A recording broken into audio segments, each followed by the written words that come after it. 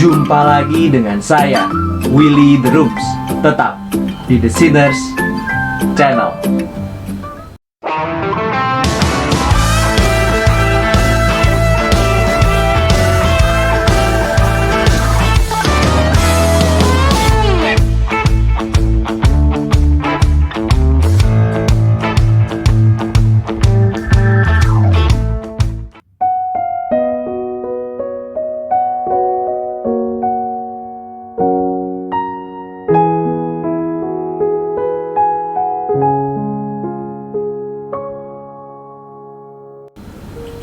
Mengapa Allah menciptakan sebuah dunia dengan termasuk adanya kemungkinan bagi kejahatan? Jawaban atas pertanyaan ini cukup rumit. Untuk memahaminya, kita perlu memahami natur atau sifat alami Allah dari pelbagai sudut pandang yang akan dibahas sesuai judul-judul berikut. Yang pertama, bagi kemuliaan Allah, tujuan Allah dalam semua yang Dia kerjakan. Yang kedua, bagi kemuliaan Allah, kemahakuasaannya, omnipotence dan kemahatauan, omniscience Allah. Dan bagi kemuliaan Allah, oh kesalahan yang menggembirakan, felix culpa.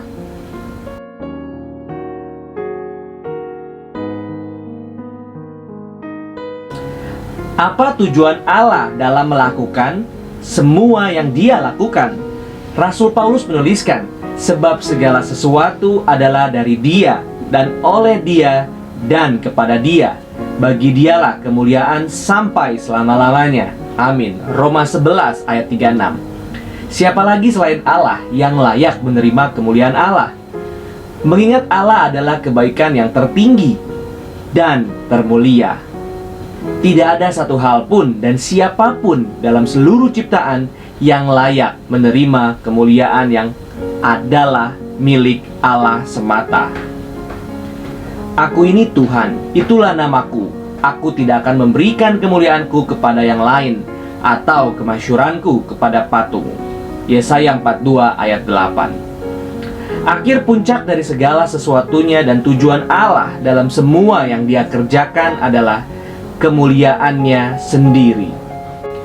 Sekalipun ada banyak hal yang terungkap dan digenapi saat kita menelusuri perjalanan sejarah yang menebus, baik dalam wujud pernyataan kasih, anugerah, kemurahan, penghukuman, perjanjian, kerajaan Allah, dan lain-lain, kita juga menyaksikan kemuliaan Raja kita sebagai satu tujuannya yang terus berkelanjutan di sepanjang Alkitab.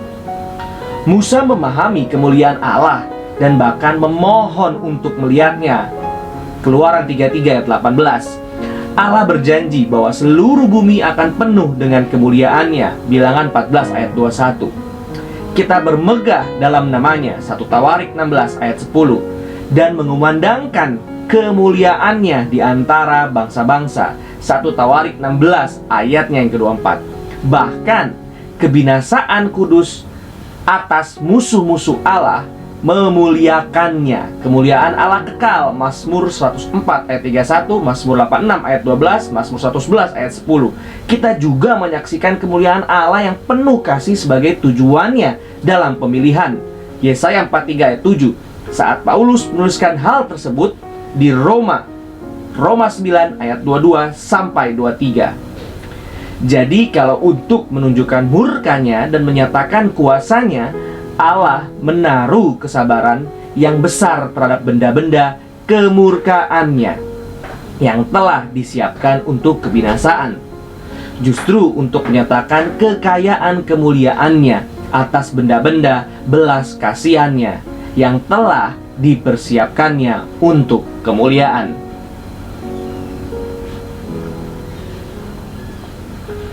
Berarti Allah menyingkapkan kekayaan kemuliaannya dalam pemilihan atas anak-anak yang Dia pilih. Hal ini Dia kerjakan sebelumnya, bahkan sebelum penciptaan dan kejatuhan. Matius 25 ayat 34, Efesus 2 ayat 10, 2 Tesalonika 2 ayat 13, 2 Timotius 1 ayat 9. Jadi dalam pemilihan Allah berkehendak untuk menyatakan kemuliaannya dan bersuka atas mereka yang Dia ciptakan bagi kemuliaannya sendiri. Demikian pula halnya penebusan juga memuliakan Allah. Paulus mengajarkan dalam kitab Efesus bahwa penebusan sesuai dengan tujuan kehendak Allah. Efesus 1 ayat 6 dan juga ayat 11. Bagi pujian anugerahnya yang mulia, Efesus 1 ayat 6, dan puji-pujian baginya, Efesus 1 ayat 12 dan 14. Jadi Allah dimuliakan dalam penebusan umatnya. Mengapa Allah menebus manusia? Dia lakukan itu bukan karena ada manusia yang layak menerimanya, namun semata-mata bagi kemuliaannya sendiri. Amsal 14 ayat 28. Kesukaan dan kegembiraan anak-anaknya memuliakan Dia.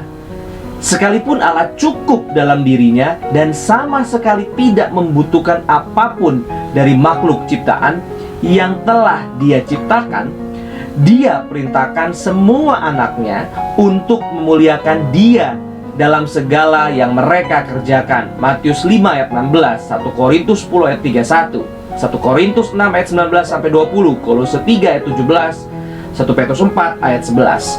Tujuan hidup puncak manusia adalah memuliakan Allah dan menikmati Dia selama-lamanya. Westminster Short Catechism.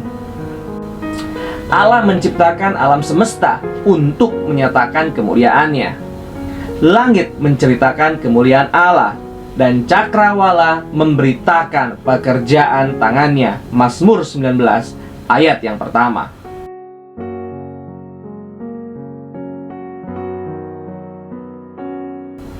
Allah omnipoten atau maha kuasa.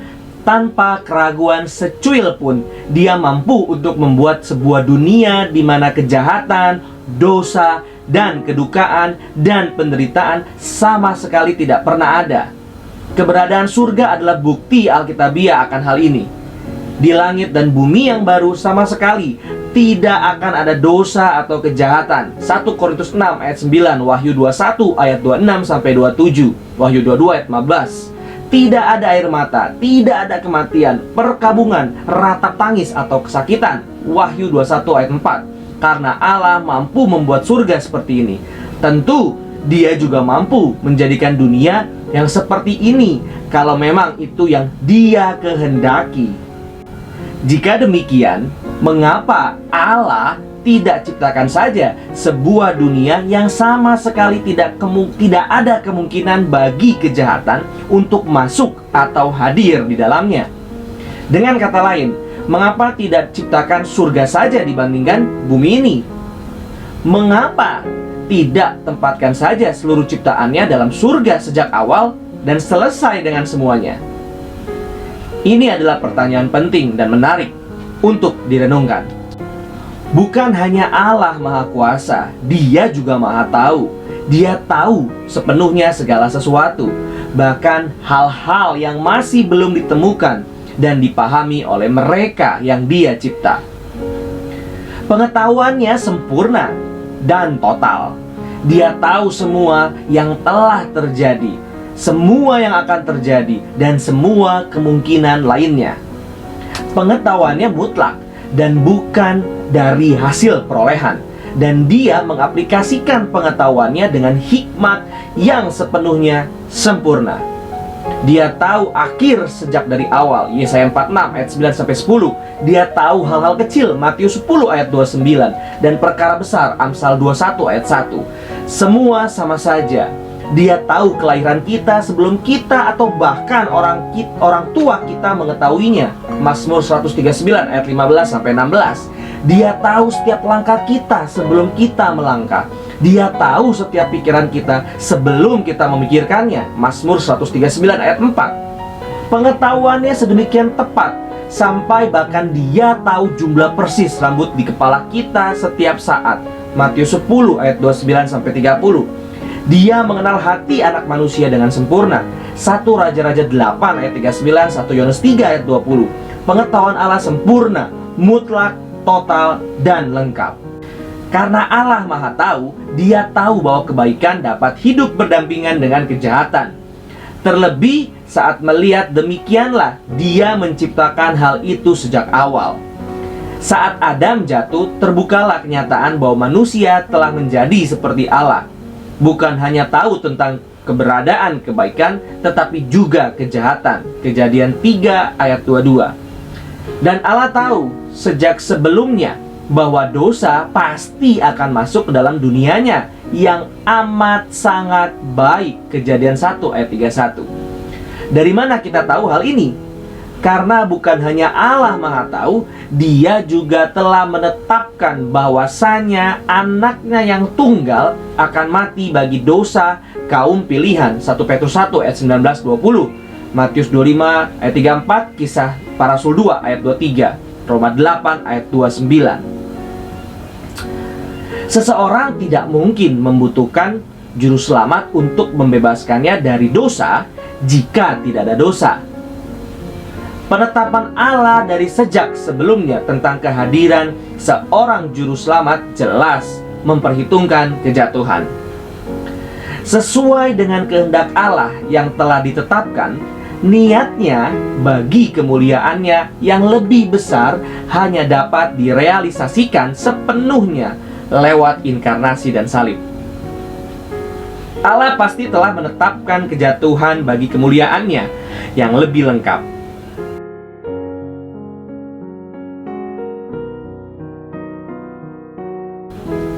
O felix culpa adalah frasa yang sangat dikenal di kalangan teologis. Ini dari bahasa Latin yang artinya "oh kesalahan yang menggembirakan". Dalam istilah yang paling mentah dan mendasar, hal ini ibaratnya mengambil lemon yang paling asam dan lalu menggunakannya untuk menghasilkan minuman lemon yang paling enak. Dan betapa enak minumannya. Dalam gambaran yang lebih besar, oleh karena penetapan Allah akan dosa, dunia telah diangkat ke tatanan yang lebih tinggi dari pondasi awalnya. Kasih Allah yang lebih besar tersingkapkan bagi umatnya oleh karena dosa lewat benih si perempuan, inkarnasi, salib, kebangkitan, dan kemenangan atas kematian. Dan bagi Allah, hal ini bukanlah baru terpikir setelah kejadian, namun merupakan rencananya yang telah Dia tetapkan sejak awal. Allah menggunakan dosa dan menghadirkan ciptaan baru, yaitu yang lebih besar dari yang pertama. Kejadian 50 ayat 20, Roma 5 ayat 20, Roma 8 ayat 28. Berarti pada tahap tertentu kejatuhan adalah sebuah peristiwa kegembiraan dan bukan kedukaan. Di dalam taman, Adam mengenal Allah sebagai penciptanya. Kejadian 1 ayat 1 sampai Kejadian 2 ayat 4. Namun setelah kejatuhan dia mendapatkan bahwa Allah juga adalah penebusnya. Kejadian 3 ayat 21. Sekalipun kedua hal ini memuliakan Allah dan jelas mengenal Allah sebagai pencipta dan hal yang sangat indah, adalah hal yang tak terukur dan lebih menakjubkan saat kita dapat secara pribadi mengenal Dia sebagai penebus kita. Sejarah yang menebus sungguh sebuah rancangan yang demikian agung. Pada akhirnya, sejak sebelum Dia menetapkan dasar bumi, Allah telah memilih untuk lebih dimuliakan dengan menunjukkan kasih, kemurahan, dan anugerahnya dalam pemilihan dan penebusan benda-benda rusak yang dipilih dibandingkan dengan sekedar menempatkan mereka di surga sejak awal. Mengapa? Hanya lewat penebusan Allah lah ukuran kasih-Nya yang seutuhnya dapat dikenal. Yohanes 15 ayat 13. Dan karena Allah dimuliakan melalui pembinasaan kudus dari musuh-musuhnya, maka terdapat juga realita yang memuliakan di dalam salib. Roma 9 ayat 17, Kolose 2 ayat 15, 1 Yohanes 3 ayat 8. Allah tahu akhir sejak dari awal, karena sejak mulanya Dia telah menciptakan neraka bagi iblis dan malaikatnya. Matius 25 ayat 41. Dalam pertimbangannya akan kejatuhan manusia, dan masalah kejahatan, Agustinus pernah menuliskan, Melius enim iudicavit de malis bene fecere, quam mala nullia esse permittere. Terjemahannya berbunyi, karena Allah memutuskan lebih baik untuk mendatangkan kebaikan dari kejahatan daripada sama sekali tidak mengizinkan ada kejahatan. Dalam himne Exsultet, hal ini dikidungkan, O felix culpa quae talem et tantum meruit hebere redemptorem. Oh, kesalahan yang menggembirakan menghasilkan seorang penebus yang begitu agung. John Wycliffe 1320-1384 menyebut hal ini sebagai kejatuhan yang beruntung dalam sebuah khotbah dari Natal. Demikianlah, sebagaimana banyak yang mengatakan, semua hal terjadi untuk hal terbaik, karena segala sesuatunya berasal dari ketetapan Allah. Berarti mereka berasal dari diri Allah sendiri, sehingga semua hal terjadi untuk mendatangkan yang terbaik, apapun hal itu nantinya. Lagi pula, ada yang memberikan interpretasi lain yang berkata bahwa dunia ini menjadi lebih baik dengan adanya segala sesuatu yang terjadi di dalamnya. Apakah itu baik atau jahat? Demikianlah kata Gregory Agung, bahwasanya dosa yang beruntung saat Adam dan keturunannya berdosa yang mengakibatkan dunia ini dijadikan lebih baik. Namun pondasi dari kebaikan ini ada dalam anugerah Yesus Kristus. Dalam bukunya John Wycliffe, Work of John Wycliffe, edisi Thomas Arnold tahun 1896. John Owen juga menggambarkan realita yang misterius ini. Kejahatan yang terbesar adalah dosa, dan dosa yang terbesar adalah yang pertama. Namun, demikian pun Gregory Agung tidak meneriakan, oh kesalahan yang menggembirakan, karena darinya kita temukan penebus yang sedemikian. Works part 8 ayat 35. Dan Thomas Kent 1637-1711, salah seorang penggubah himne Inggris modern, menempatkannya seperti ini.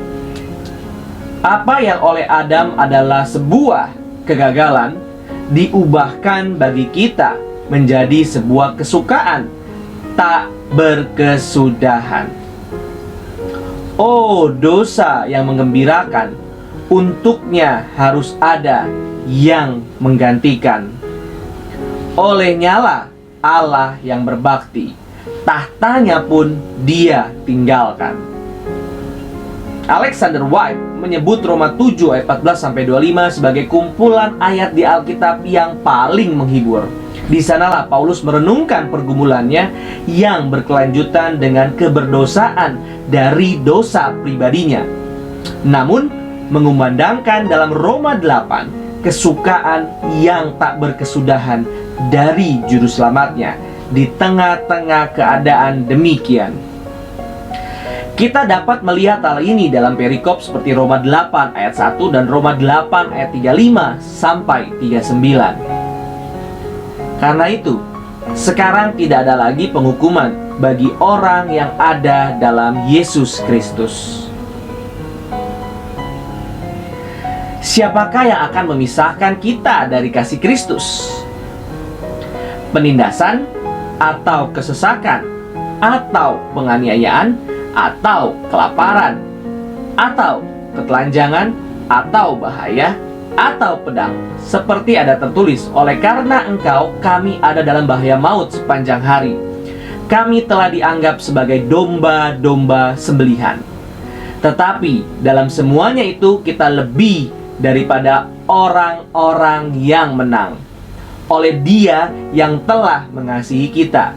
Sebab aku yakin bahwa baik maut maupun hidup, baik malaikat-malaikat maupun pemerintah-pemerintah, baik yang ada sekarang maupun yang akan datang, atau kuasa-kuasa, baik yang di atas maupun yang di bawah, ataupun sesuatu makhluk lain, tidak akan dapat memisahkan kita dari kasih Allah yang ada dalam Kristus Yesus Tuhan kita. Jadi jelas, hal ini menghiburkan dan menguatkan. Kasih seperti apakah ini? Inilah kasih kekal yang menebus dan penuh kemuliaan.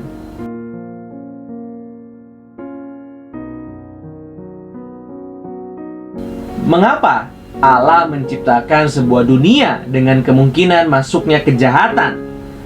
Mungkin tidak akan pernah sepenuhnya dipahami di sisi kemuliaan saat ini. Namun, sejarah Alkitab yang menebus dapat menunjukkan bahwa Allah memutuskan sebelum menetapkan dasar bumi bahwa memang lebih baik mendatangkan kebaikan puncak dari kejahatan daripada sama sekali tidak mengizinkan kejahatan hadir. Respon kita yang terbatas mungkin akan berkata, "Aku sih tidak akan melakukannya seperti itu." Namun, kita harus diingatkan bahwa kita dibentuk dari tanah liat yang rusak, dan Allah lah sang penjunan tanpa dosa. Dan siapakah kita berani melawan Dia? Jangan sampai kita mencoba membatasi kemuliaan yang memang adalah miliknya. Roma 9 ayat 14-24. Kemuliaan bagi Allah di tempat yang maha tinggi. Terima kasih. Tuhan Yesus memberkati. Puji Allah, puji Allah, puji Allah Tritunggal.